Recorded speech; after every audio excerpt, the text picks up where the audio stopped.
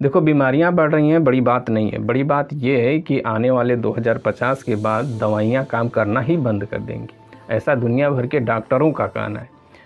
यही बात लेसेंट पत्रिका में भी छपी थी।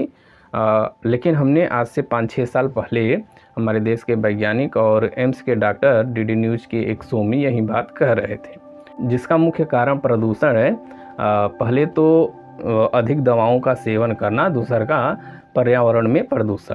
अभी आप लोगों ने हाल में ही देखा होगा कि हमारे देश में कई सारे छोटे छोटे बच्चों को लीवर, किडनी, हार्ट से संबंधित समस्याएं बढ़ गई हैं। लेकिन हमारे देश में मनुष्यों की एक कुत्तों की प्रजाति है जो लड़ते झगड़ते तो एकदम कुत्तों सियारों के भांति हैं, लेकिन खाते मिलजुल के हैं। इनका बस चले तो ये जिंदा आदमी को ही नोच खाएं। लेकिन यही कुत्ते लोग होते हैं जब जंगलों में रह रहे आदिवासियों के लिए सड़क विकास की बात होती है तो अड़चन पर अड़चन लगाए जाते हैं।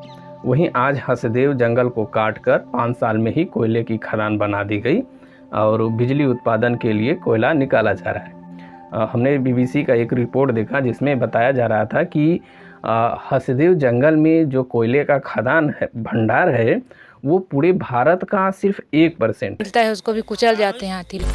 2011 की कैबिनेट कमेटी की एक रिपोर्ट में कहा गया है कि भारत में 3.6 लाख मिलियन टन कोयले के भंडार मौजूद हैं। इसमें से हसदेव अरण्य में सिर्फ 5500 मिलियन टन भंडार ही मौजूद हैं, यानी सिर्फ 1.6% जो बिजली उत्पादन के लिए खना जा रहा है।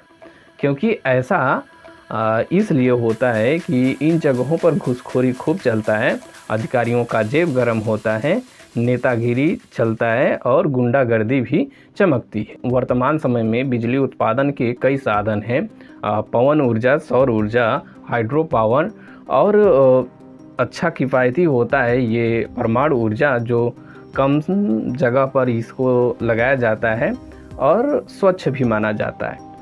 जबकि ऑक्सीजन का मुख्य स्रोत जंगल होते हैं और आपको पता है कि हमारे देश में ऑक्सीजन की गुणवत्ता अच्छी नहीं है, इसे सुधारने की ज़रूरत है।